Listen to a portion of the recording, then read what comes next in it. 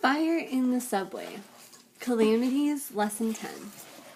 A 1985 report had it right. The London subway, known as the Tube, was a potential fire trap. The report was written by the Passenger Transport Review Group. It declared that the city's subway system did not meet even minimal safety standards. The report said the subway should have automatic sprinklers. There should be smoke detectors and fire doors. Flammable building materials should be cleaned up. Subway workers ought to receive better fire emergency training. When the report came out, no one paid much attention to it.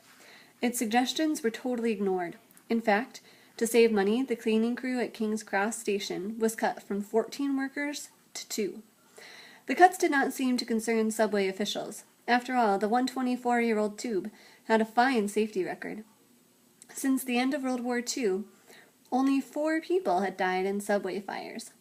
John Cope, director of underground operations, boasted, "Our fire prevention procedures are among the most stringent anywhere. There is more of a danger crossing the road outside the station than there is down here in the subway." On November 17, 1987, Cope's words came back to haunt him. At 7:29, as the evening rush hour slowed down, a fire broke out at King's Cross subway stop.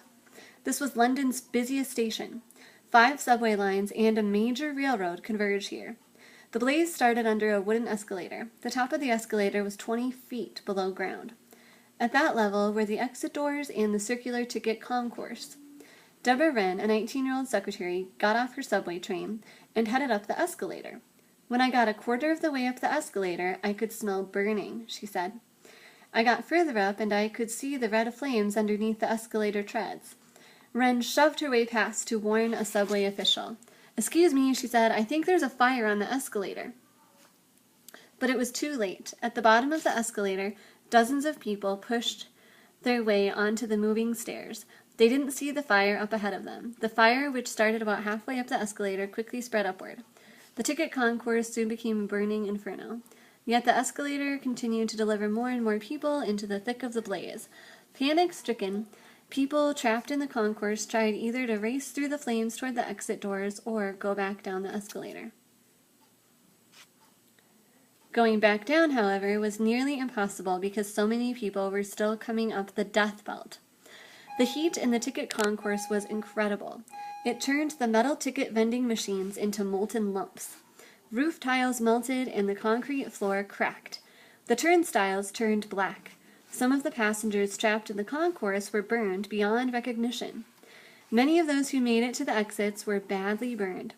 Survivors later told of passengers with their clothes and hair aflame as they desperately crawled their way toward the exits. The scene in the subway was utter bedlam. "Everyone was so confused," said passenger Mark Silver. "People were shouting, screaming, panicking. There was no obvious exit route for those who were trapped. The smoke made matters worse. There was thick, black, choking smoke everywhere," said Doug Patterson, a subway guard. "It was impossible to see anything. The fire caused an electrical blackout, so there were no lights to guide people through the smoke. Even the subway attendants and the firefighters who rushed to the scene were not sure what to do. At first, they directed passengers to go up the escalator because they couldn't see that it was burning at the other end. The ceiling above was on fire and debris was falling down, but the escalator was still moving," said Andrew Leah, who managed to get off the flaming stairs.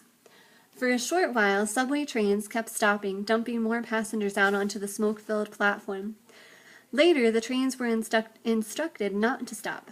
As they rolled through King's Cross Station with their doors closed, people on the platform frantically banged on the car windows, in vain hope of being rescued. It took firefighters several hours to douse the blaze. By then, the damage had been done. The fire was by far the worst disaster in the history of London subway. 30 people, including 1 firefighter, died in the flames. 80 others were badly burned. "It's a major tragedy, and our heart just goes out to all those who are involved and their families," said Sir Keith Bright, the chairman of the London Regional Transport.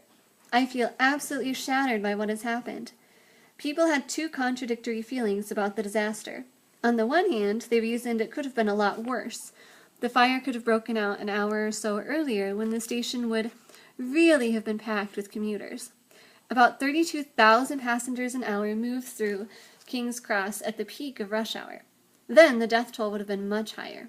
On the other hand, many people believe that the fire would have been far less tragic if only the subway had followed just one of the suggestions outlined in the 1985 report. Automatic sprinklers, for instance, would have saved many lives. According to Michael Doherty, Deputy Chief of London Fire Brigade, with sprinklers, we would not have had the outcome we have had. But there were no sprinklers. In the aftermath of the fire, Londoners found their faith in the safety of the tube shattered.